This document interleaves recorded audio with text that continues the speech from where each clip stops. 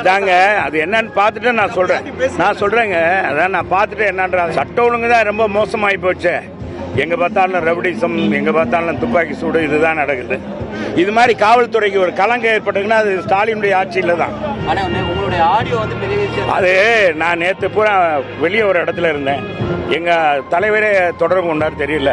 நான் அதை பார்த்துட்டு நான் உங்களோட தகவல் சொல்றேன். அதாங்க அது என்னன்னு பார்த்துட்டு நான் சொல்றேங்க. அதான் நான் பார்த்துட்டு என்னன்ற அது என்ன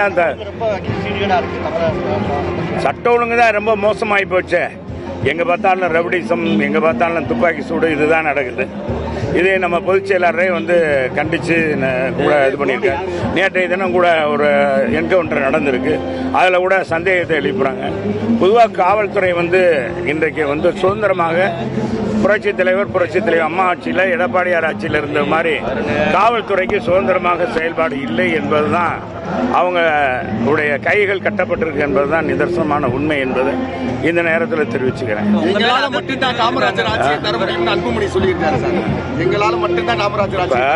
அன்புமணி காமராஜ் ஆட்சியை கொண்டு வருவோம்னு சொல்றாரு. அவரால் தான் தருவோம்னு சொல்றாரு. இதை காட்டிலும் ஈவிகேஸ் இளங்கோவன் இருக்கார் பாருங்க. 66 பேர் இறந்திருக்காங்க கள்ளக்குறிச்சியில். போன ஆண்டு 23 பேர் செங்கல்பட்டில் இறந்திருக்காங்க கள்ளச்சாராயத்தினால. எங்க பார்த்தாலும் ரவுடிசம், போதைப் பொருள் நடக்குது.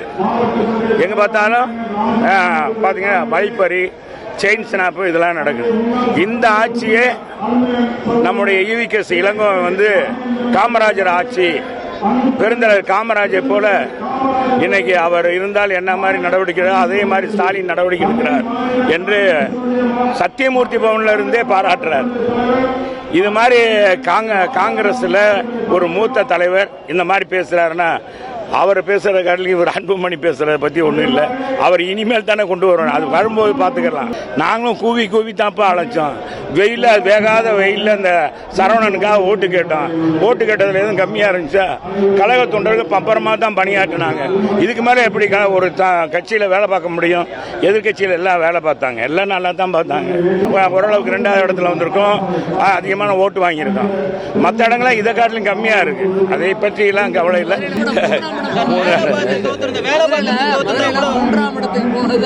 அதாவது மதுரை அண்ணா திராவிட முன்னேற்ற கழகத்தோட கோட்டை. அதான் கேள்வினா அது எங்களுக்கே தெரியும்ல, எங்களுக்கே மன உளைச்சல் தான். ஆனா மக்கள் இந்த மாதிரி முடிவு எடுத்துட்டாங்களே. இப்ப சௌராஷ்டிரா எடுத்துட்டா, சேட்டு இருக்காங்க, நார்த் இந்தியன், பிராமின்ஸ், இந்த மாதிரி எடுத்துக்கிட்டீங்கன்னா இவங்கெல்லாம் வாக்குகள்லாம் பார்த்தீங்கன்னா அதே மாதிரி சில சமூகங்கள் இந்தியாவை ஆளக்கூடிய பிரதமர் மோடிஜி என்று நினைத்து ஓட்டு போட்டாங்க. அதே மாதிரி சிறுபான்மையினர் எங்கள் மீது இன்னும் ஒரு நம்பிக்கைக்குரியவர்களாக எங்களை இன்னும் கொண்டு வரல. நாங்கள் எவ்வளவு தூரம் கூவி அழைக்கிறோம், சொல்கிறோம், நல்லது தான் செய்கிறோம். எனவே அந்த ஓட்டுகள் தான் இந்த மாதிரி வெற்றிக்கு காரணமே ஒழிய வேற எந்த காரணமும் இல்லை. உறுப்பினர் அட்டை இனி அதை முழுமையாக வாங்கிட்டு எல்லா வார்டுகள்லையும் உறுப்பினர் அட்டை கொடுக்கும்.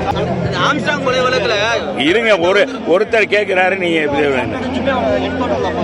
அதான் அவரு கை வழங்கு போடல, வைக்கல அப்படின்னு அவரை சுட்டு கொண்டிருக்காங்கன்னா ஒரு மர்மம். இது மாதிரி காவல்துறைக்கு ஒரு கலங்கம் ஏற்பட்டதுன்னா அது ஸ்டாலினுடைய ஆட்சியில தான்.